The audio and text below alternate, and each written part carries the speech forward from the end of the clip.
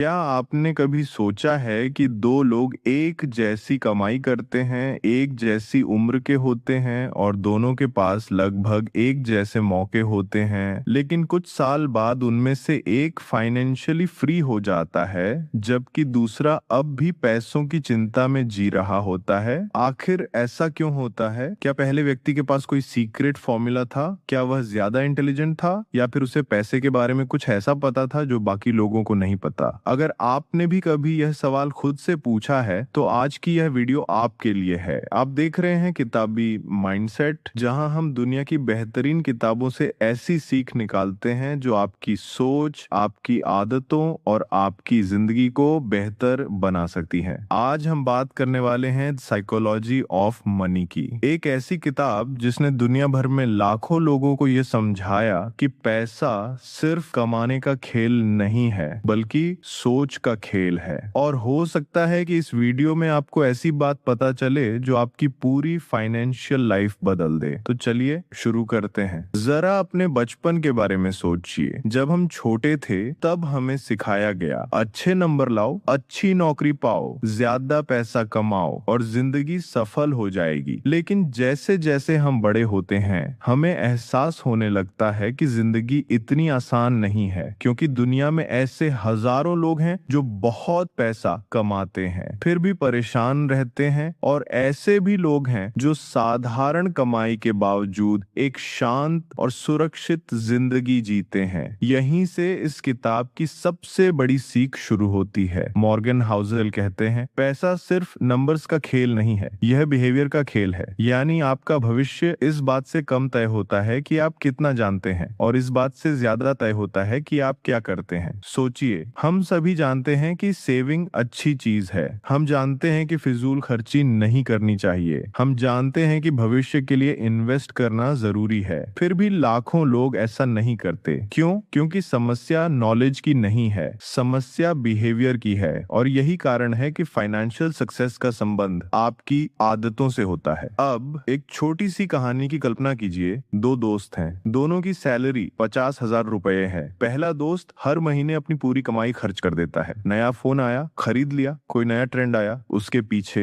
भाग पड़ा। थोड़ी सैलरी बढ़ी, लाइफस्टाइल भी बढ़ गई। दूसरा दोस्त भी जिंदगी का आनंद लेता है, लेकिन वह हर महीने थोड़ा पैसा बचाता है, थोड़ा इन्वेस्ट करता है और लंबे समय के बारे में सोचता है। शुरुआत में दोनों की जिंदगी एक जैसी दिखती है, लेकिन 10 साल बाद फर्क दिखने लगता है। 20 साल बाद यह फर्क बहुत बड़ा हो जाता है, और 30 साल बाद दोनों की फाइनेंशियल लाइफ पूरी तरह अलग हो चुकी होती है। यही कंपाउंडिंग की ताकत है। कंपाउंडिंग सुनने में बहुत साधारण शब्द लगता है, लेकिन यह दुनिया की सबसे शक्तिशाली ताकतों में से एक है। कल्पना कीजिए कि आपने एक छोटा सा पौधा लगाया, अगले दिन कुछ नहीं बदला, एक महीने बाद भी ज्यादा बदलाव नहीं दिखा, एक साल बाद भी वह सिर्फ एक छोटा पौधा है। लेकिन अगर आप उसे समय देते रहें तो वही पौधा एक दिन विशाल पेड़ बन जाता है। पैसा भी बिल्कुल ऐसे ही बढ़ता है। छोटे छोटे सही फैसले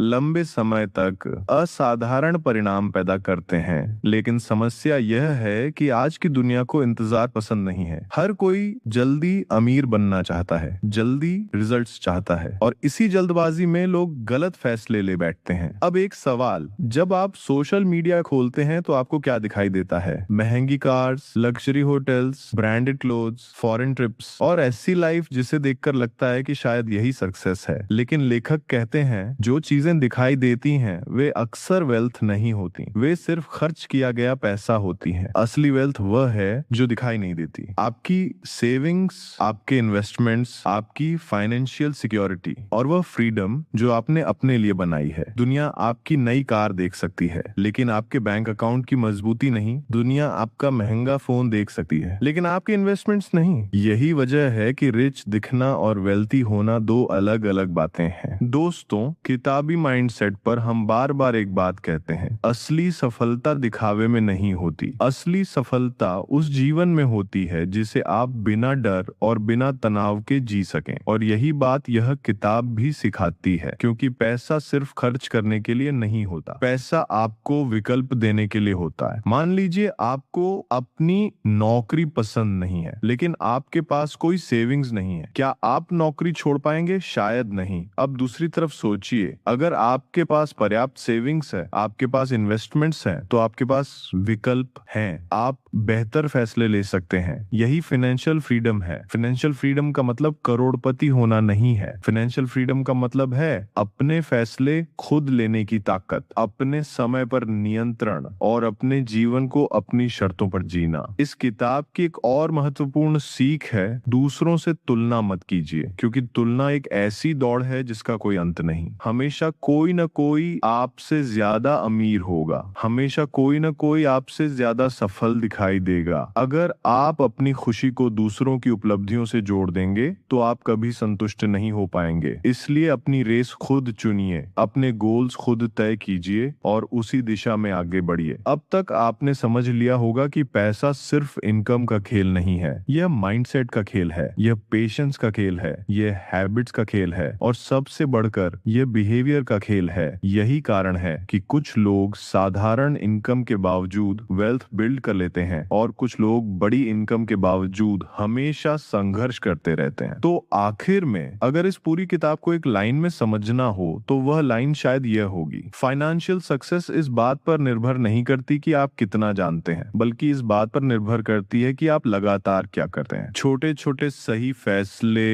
लंबे समय तक नौद एक असाधारण जिंदगी बना सकते हैं और यही है साइकोलॉजी ऑफ मनी की सबसे बड़ी सीख। अगर आपको ऐसी किताबों की सीख आसान भाषा में पसंद आती है तो किताबी माइंडसेट के साथ जुड़े रहिए, क्योंकि सही किताबें सिर्फ जानकारी नहीं देती, वे आपकी सोच बदल देती हैं। धन्यवाद। अगर आपको साइकोलॉजी ऑफ मनी की यह समरी पसंद आई हो तो वीडियो को लाइक जरूर कीजिए, और अगर आप ऐसी ही दुनिया की बेहतरीन किताबों से सीखना चाहते हैं तो किताबी माइंडसेट को सब्सक्राइब करना ना भूलें, क्योंकि अगली वीडियो में हम बात करेंगे रिच डैड पुअर डैड की, एक ऐसी किताब जिसने दुनिया भर के करोड़ों लोगों की पैसे के बारे में सोच बदल दी। आप जानेंगे कि अमीर लोग अपने बच्चों को ऐसी कौन सी बातें सिखाते हैं जो अक्सर स्कूलों में नहीं सिखाई जाती, और शायद यही सीख आपके फाइनेंशियल फ्यूचर को देखने का तरीका भी बदल दे।